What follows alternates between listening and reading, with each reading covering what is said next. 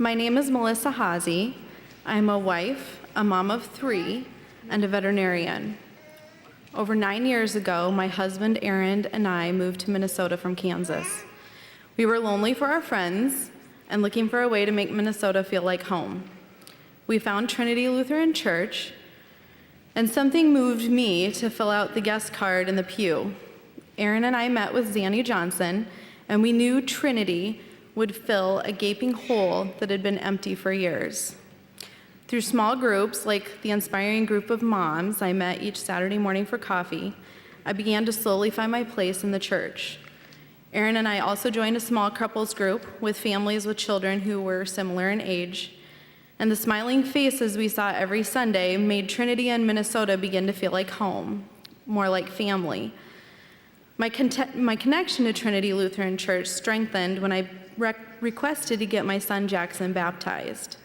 7 years ago yesterday, I became a mom, which was something I might never thought would happen for us. We were blessed that Jackson made it safely into this world, his way, slightly dramatic and on his schedule. Our life has never been the same. Trinity Lutheran Church has witnessed some memorable parenting moments, like the time Jackson was jamming to music at the drive-in and he hit his head on the driver's side window. We laughed, but he's okay. Then there was the time he was learning to walk, and he fell so hard on Christmas Eve, the congregation gasped when they heard his head hit hard on the floor. He's okay. Or there was the time we volunteered to be greeters on Easter service, Easter Sunday, to teach Jackson the proper way to introduce himself after shake hands after a rough night at karate. Our church family has been there for our best times and for our worst moments. They were there. They were some of the first people to congratulate us when we were expecting twins in 2013. And they were the first people in our hospital room when our little boy twin, Nicholas, was stillborn. Our church family filled our hearts, our home, with love, food, and prayer. They watched as we joyfully celebrated our daughter, Audrey, as she was baptized, and they shared in our joy and they shared in our sorrow that same weekend as we grieved Nicholas during his memorial service right here in this place 4 years ago.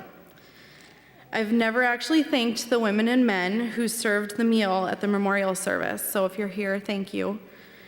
It was held the night after the lutefisk dinner where my family dined on the leftover meatballs, mashed potatoes, and lefse. My own grandma Audrey would have loved this tradition. I've never truly thanked Zanny and Phil for the breathtaking music or the staff who helped them make the memorial service unforgettable, so thank you. In the moments where my faith has been put through the ultimate test, God has planted people, children, music, and scripture in our lives to carry us through those moments where feet may fail. Our church family has lifted us up, so we are never alone. How can I express my gratitude for all the kindness or love we've received in our short time here?